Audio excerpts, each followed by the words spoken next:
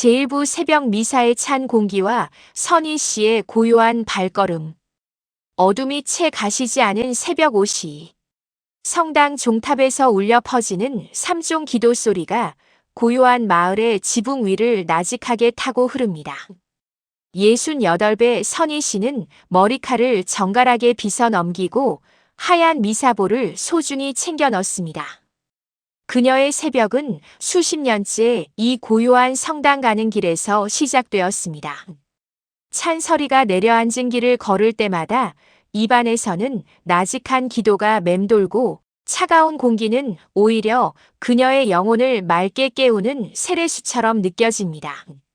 성당 문을 열고 들어서면 가장 먼저 그녀를 반기는 것은 은은한 밀랍, 초 냄새와 오래된 나무 의자의 향기입니다. 제대 앞에 켜진 작은 등불은 마치 왔느냐고 묻는 주님의 부드러운 눈길 같습니다. 선희 씨는 성수대에서 손끝에 물을 적시며 자신의 이마에 십자성호를 긋습니다. 그 순간 세상의 소란스러움은 문 밖으로 밀려나고 오직 자신과 창조주만이 마주하는 거룩한 침묵의 시간이 시작됩니다. 그녀는 나무 의자에 무릎을 꿇고 앉아 주머니 속에 낡은 묵주를 꺼냅니다. 손때가 묻어 반질반질해진 나무 묵주알은 그녀의 인생을 함께 해온 가장 오래된 친구이자 고통의 순간마다 붙잡았던 생명줄이었습니다. 하지만 오늘도 선희 씨의 마음 한구석에는 무거운 돌덩이 하나가 들어앉아 있습니다.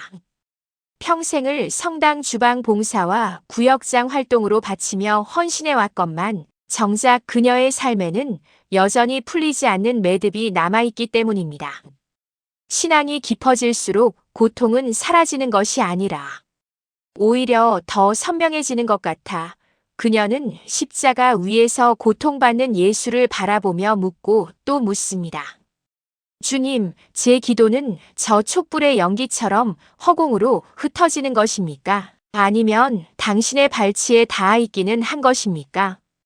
대답 없는 고요 속에서 미사가 시작되고 그녀는 떨리는 목소리로 내 타시오를 읊조리며 자신의 작고 초라한 영혼을 봉헌합니다. 제2부 겟세마니의 밤을 지나는 어머니의 기도. 선희 씨에게는 가슴 속에 묻어둔 아픈 손가락이 하나 있습니다. 일찍이 세상을 떠난 남편을 대신해 금지옥엽 키웠지만 신앙을 등지고 먼 타국에서 소식조차 뜸해진 아들입니다.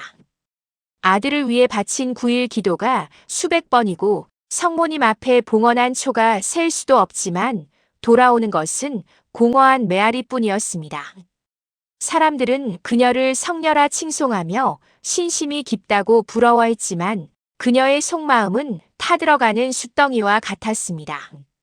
기도가 깊어질수록 아들에 대한 그리움은 원망이 되었고 원망은 다시 자책으로 돌아와 그녀의 밤을 괴롭혔습니다. 그녀는 성당 뒤뜰에 있는 성모 동상 앞에 섰습니다.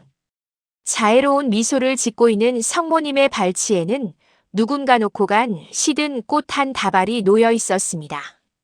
선희 씨는 그 시든 꽃이 꼭 자신의 처지 같다는 생각을 합니다. 성모님, 당신도 아들을 잃고 겟세마니의 밤을 지나셨지요. 제 마음의 이 어둠도 당신은 알고 계시겠지요. 그녀는 묵주알을 하나씩 넘기며 고통의 신비를 묵상합니다.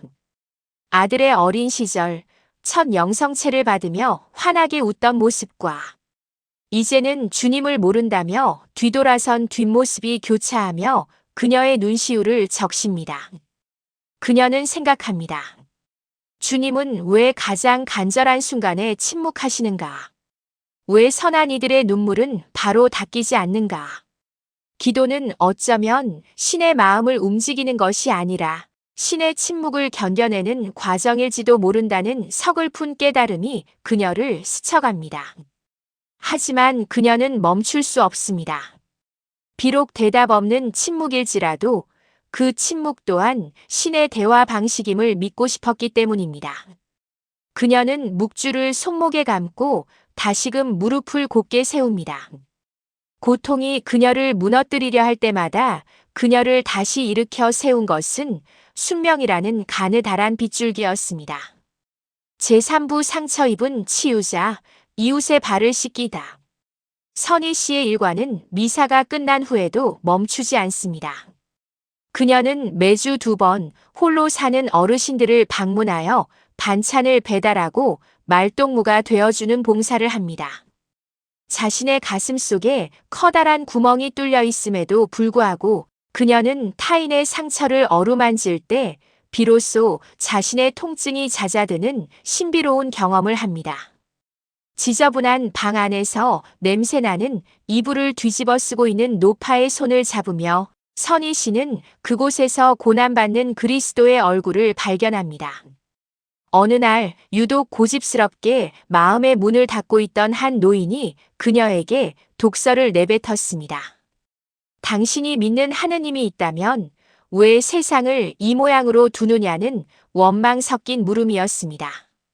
평소라면 당황했겠지만 선희 씨는 그저 노인의 주름진 손을 꼭 잡고 가만히 곁에 앉아 있었습니다.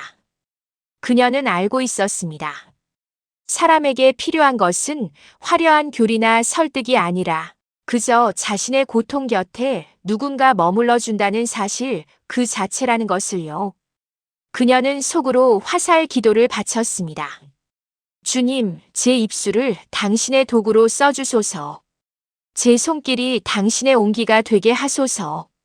그날 저녁 집으로 돌아오는 길에 선희 씨는 깨달았습니다. 자신이 아들을 위해 바친 수만 번의 기도가 당장 아들을 돌아오게 하지는 못했을지 몰라도 그 기도의 에너지가 자신을 이 낮은 곳으로 이끌어 타인의 눈물을 닦아주게 했다는 사실을 말입니다.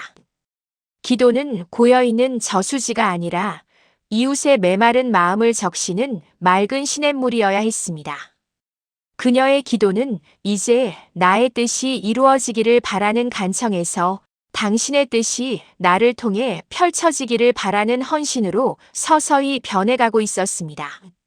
상처 입은 치유자로서 그녀는 비로소 십자가의 무게를 기쁘게 짊어지기 시작했습니다. 제4부 고해소의 어둠 속에서 만난 빛. 부활 대축일을 앞둔 판공성사날 선희 씨는 길게 늘어선 고해소줄에 서 있었습니다. 그녀는 마음속에 도사리고 있던 마지막 찌꺼기, 즉 아들에 대한 미움과 하느님에 대한 의심을 고백하려 했습니다. 고해소의 좁고 어두운 나무 칸막이 안으로 들어서자 창살 너머 신부님의 나직한 숨소리가 들려왔습니다. 선희 씨는 떨리는 목소리로 자신의 부족함을 고백했습니다.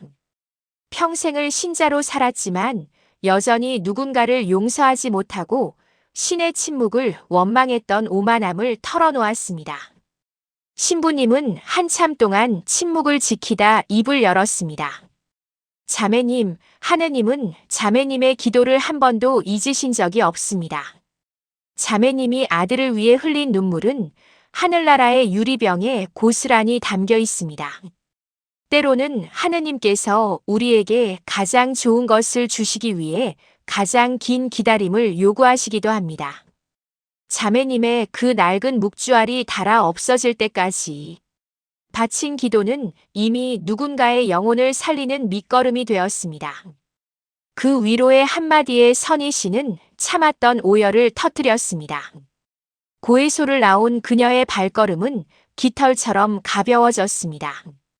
보속으로 받은 시편 9절을 읊조리며 성전 밖으로 나오니 밤하늘의 별들이 평소보다 더 밝게 빛나고 있었습니다. 그녀는 이제 알게 되었습니다. 신앙의 승리는 고통이 사라지는 것이 아니라 고통 속에서도 감사의 노래를 부를 수 있는 힘을 얻는 것이라는 사실을요. 그녀는 다시 주머니 속의 묵주를 만졌습니다. 묵주알 하나하나가 그녀의 인생에서 겪은 시련의 눈물이자 기쁨의 웃음이었음을, 그리고 그 모든 순간에 주님이 함께 계셨음을 비로소 확신하게 되었습니다. 제5부 영원한 빛을 향한 마지막 봉헌. 이제 선희 씨는 저물어가는 황혼의 시간을 평화롭게 보내고 있습니다. 기력은 예전만 못하고 무릎은 시큰거려 더 이상 성당 바닥에 오래 꿇어앉아 있을 수는 없지만 그녀의 마음은 그 어느 때보다 단단한 반석 위에 서 있습니다. 그녀는 거실 창가에 앉아 성모상 앞에 촛불을 켜고 마지막 묵주 기도를 바칩니다. 아들의 소식은 여전히 요원하지만 그녀는 이제 더 이상 불안해하지 않습니다. 주님께서 가장 적절한 때에 가장 좋은 길로 아들을 인도하시리라는 완전한 신뢰가 그녀의 영혼에 닻을 내렸기 때문입니다. 그녀는 닳고 닳아 문드러진 묵주알을 가만히 내려다봅니다. 십자가 부분의 도금은 이미 벗겨졌고 알맹이들은 제각각 다른 크기로 마모되었지만 선희 씨에게는 그 어떤 보석보다 빛나는 보물입니다. 이 묵주에는 그녀의 가난했던 젊은 날과 병든 남편을 간호하던 긴 밤과 자식을 위해 흘렸던 어머니의 피눈물이 모두 녹아 있습니다. 그 낡음이야말로 하느님께 바칠 수 있는 가장 정직한 성적표임을 그녀는 압니다. 주님은 매끄럽고 새것 같은 묵주보다 주인의 간절한 손길에 달아버린 이 낡은 묵주를 더 기쁘게 받으실 것임을 믿어 의심치 않습니다. 이 이야기를 듣고 계신 교우 여러분, 그리고 시니어 여러분, 혹시 여러분도 자신의 인생이 낡고 보잘것없는 묵주알처럼 느껴지시나요? 평생을 바친 기도가 허공에 흩어지는 것 같아 외롭고 지치셨나요? 잊지 마십시오. 당신이 잡고 있는 그 묵주알 하나하나에는 주님의 눈물이 함께 고여 있습니다. 당신의 주름진 손은 신의 얼굴을 가장 많이 닮은 성화이며 당신의 삶 자체가 이미 하느님께 바쳐진 가장 아름다운 미사입니다. 당신의 고통은 헛되지 않았으며 당신의 기도는 이미 하늘나라의 정원을 적시는 단비가 되었습니다. 빛나라 시니어는 오늘도 당신의 영혼이 은총 안에서 평안하기를 마음 모아 기도하겠습니다. 당신의 남은 여정이 영원한 빛으로 향하는 축복의 길이 되길 바랍니다.